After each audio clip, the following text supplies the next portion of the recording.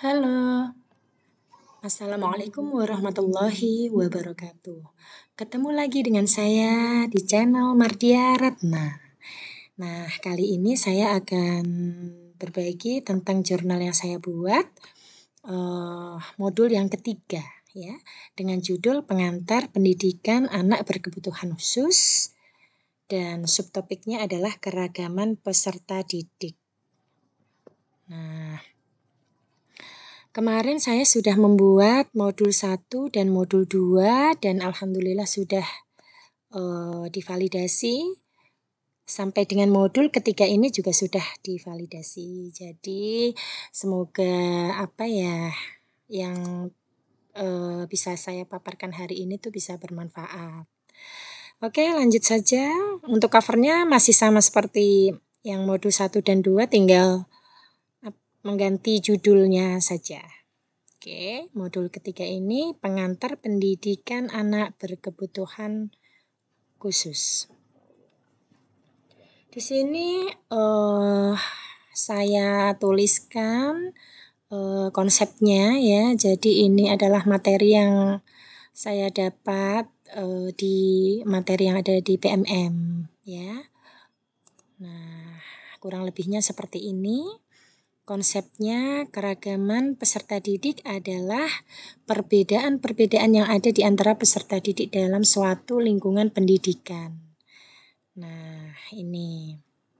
Jadi keragaman peserta didik itu bisa terdiri dari berbagai aspek, latar belakang sosialnya, budayanya, kemampuan akademisnya, kebutuhan pembelajarannya, bakat, karakteristik lainnya juga. Nah, penerapan keragaman peserta didik dalam pembelajaran itu mengakui bahwa setiap peserta didik merupakan individu yang unik dengan kebutuhan, potensi, dan karakteristik yang berbeda. Nah, di sini kita sebagai guru ada hal yang menarik. Ketika kita memiliki kepekaan pada perkembangan dan keragaman peserta didik, sehingga keunikan menjadi kekuatan dalam merancang pembelajaran yang menyenangkan.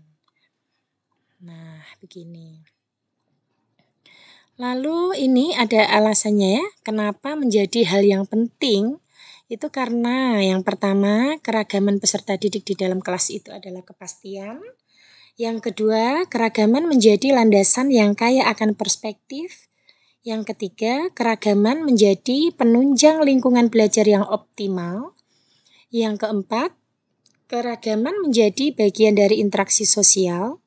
Yang kelima, keragaman mendukung perkembangan peserta didik. Nah, di sini ada jenis-jenis keragaman peserta didik. Jadi, keragaman gaya belajar dan tipe kecerdasan anak. Nah, ini nih.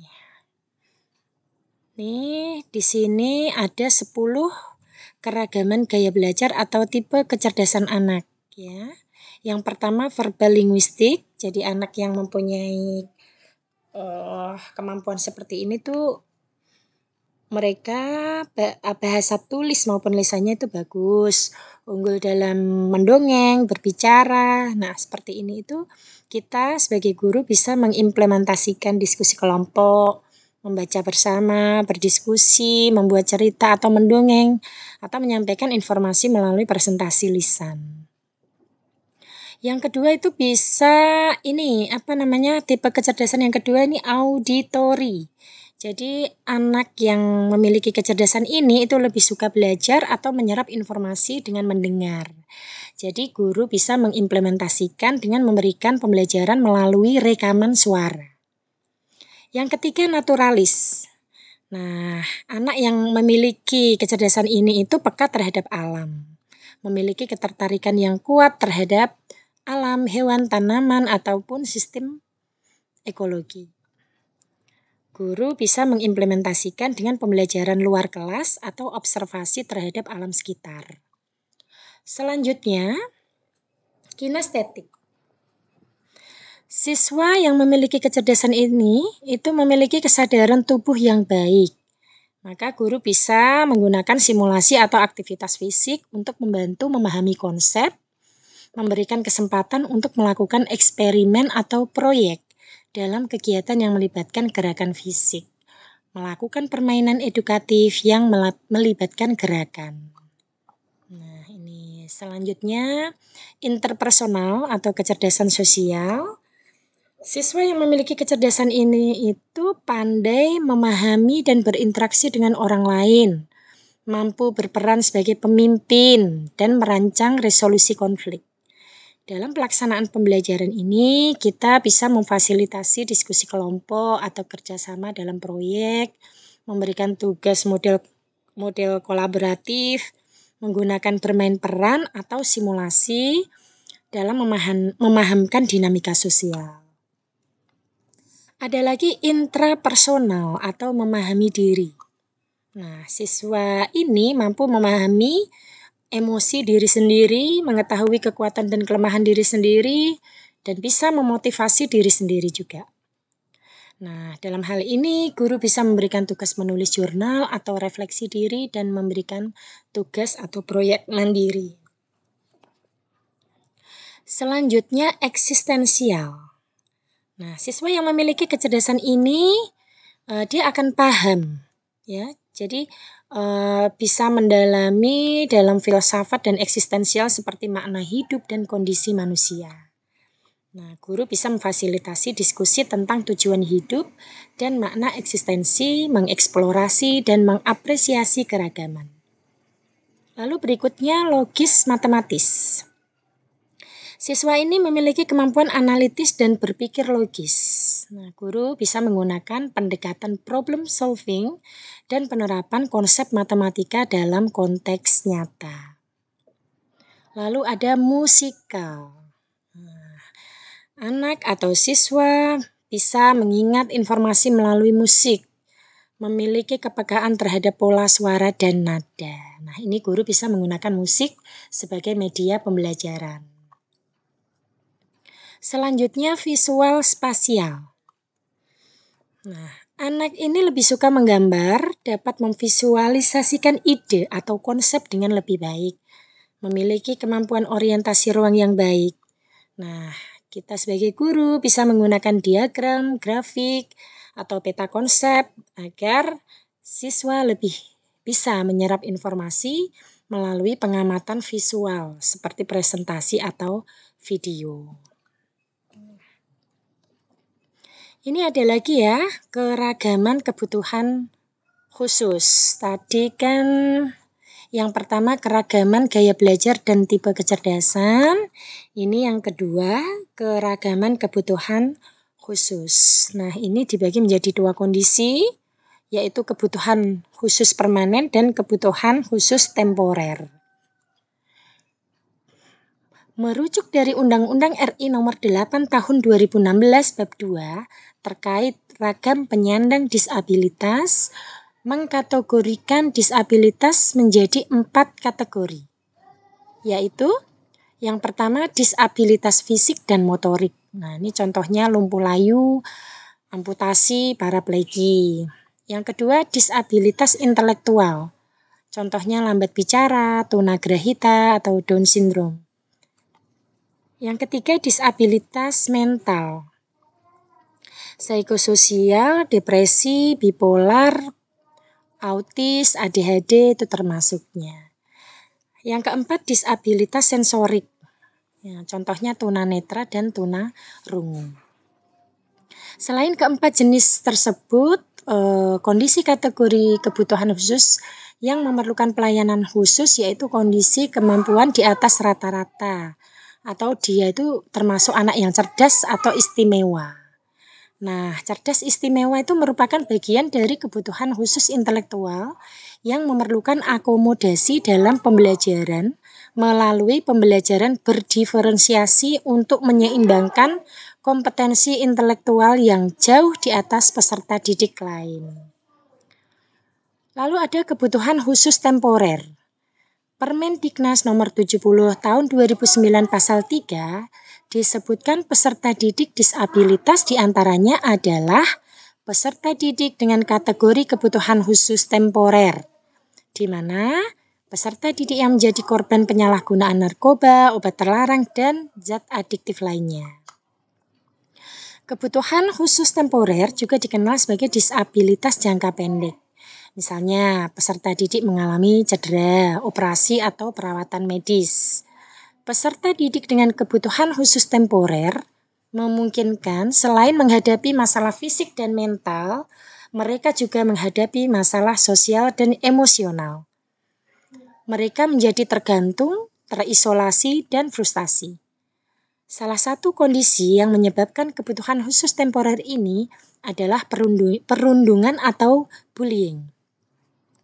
Perundungan menjadi masalah umum di sekolah dan dapat berdampak besar pada kesehatan mental dan emosional peserta didik.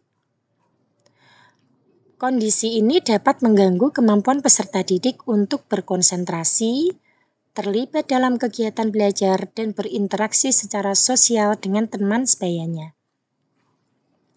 Untuk mengatasi masalah tersebut, kita bisa melakukan pendekatan. Jadi, sekolah itu menjadi prioritas utama untuk menerapkan kebijakan anti-bullying yang menyeluruh dan menyediakan sumber daya untuk pencegahan dan intervensi. Pendidik dan karyawan sekolah itu juga harus dilatih bagaimana mengidentifikasi dan menangani perundungan. Peserta didik juga harus dilatih untuk menciptakan budaya hormat dan empati di komunitas sekolah. Selain itu, guru juga harus memberi dukungan, kesehatan mental, dan konseling kepada peserta didik yang pernah mengalami perundungan untuk membantu pemulihan mereka, menciptakan lingkungan yang aman dan terbuka di mana peserta didik dapat berbicara menentang perundungan. Nah, di sini sekolah juga harus bisa bekerja sama dengan orang tua juga masyarakat untuk membuat lingkungan yang ramah dan bisa melindungi peserta didik dari dampak negatif. Oke.